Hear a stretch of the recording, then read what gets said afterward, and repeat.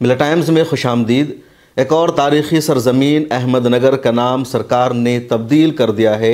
احمد نگر مہاراشٹر کا اس وقت ایک ضلع ہے اور یہ کبھی ایک حکومت کی راجدھانی ہوا کرتا تھا۔ نظام شاہی سلاطین نے اس علاقہ کی بنیاد رکھی تھی۔ اس سلطنت کی راجدھانی تھی احمد نگر اور نظام شاہی سلطنت کے پہلے حکمراں سلطان احمد نے اس شہر کی بنیاد رکھی تھی اور برسوں تک وہاں ان کی حکومت رہی۔ اس کے بعد جب شاہ جہاں کا اقتدار آیا تو شاہ جہاں نے اس علاقہ کو مغلیہ سلطنت میں 1637 میں شامل کر لیا۔ اب اس شہر کا نام مہاراشٹر کی سرکار نے شنڈے حکومت نے بدل دیا ہے اور اس کا نیا نام رکھا گیا ہے اہلیہ دیوی نگر۔ حالانکہ اہلیہ دیوی نگر کا اس شہر کو بسانے میں، اس کو آباد کرنے میں کوئی بھی کردار نہیں ہے، بس اتنا ہے کہ یہ اہلیہ دیوی نے اقتدار کو کچھ دنوں کے لیے سنبھالا تھا، بہت بعد کے دنوں میں۔ لیکن جو احمد نگر کا علاقہ ہے، پونے سے قریب ہے یہ علاقہ، اس کی بنیاد رکھی تھی سلطان احمد نے اور انہوں نے نظام شاہی سلطنت کی بھی بنیاد رکھی تھی، اس شہر کو فروغ دیا تھا۔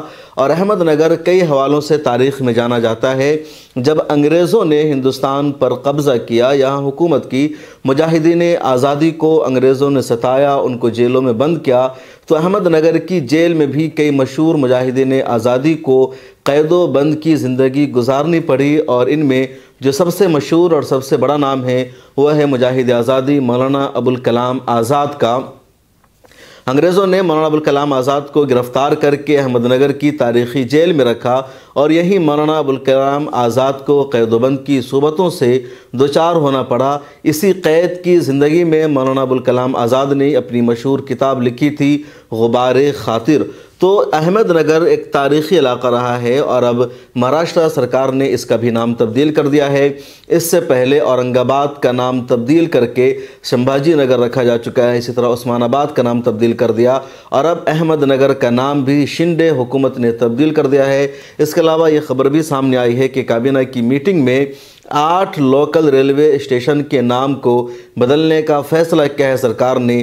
دلیل سرکار کی یہ ہے کہ 8 نام انگریزوں کے زمانے کے رکھے ہوئے ہیں، اس لیے ان کے نام کو تبدیل کیا جائے گا۔ اگر دلیل یہی ہے ناموں کو تبدیل کرنے کی کہ مسلمانوں کے دور کا نام رکھا ہوا ہے یا انگریزوں کا نام رکھا ہوا ہے اس لیے اس کو تبدیل کیا جائے گا، تو پھر انگریز ہی انڈیا میں ریلوے کا نظام لے کر آئے تھے۔ ممبئی کی پوری لوکل لائن کو انگریزوں نے بنایا تھا، بلکہ ہندوستان میں آج جہاں جہاں ٹرین ہیں اس میں سے زیادہ تر حصہ انگریزوں کے دور کا ہی بنا ہوا ہے۔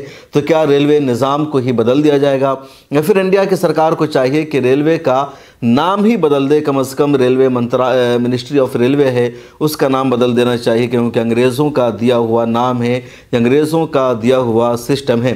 آپ اس بارے میں کیا سوچتے ہیں کمنٹ سیکشن میں ضرور لکھے گا۔ ملت ٹائمز کے اس چینل کو سبسکرائب کر لیجئے اور سوشل میڈیا کے سبھی پلیٹ فارم پر ہمیں فالو کیجئے۔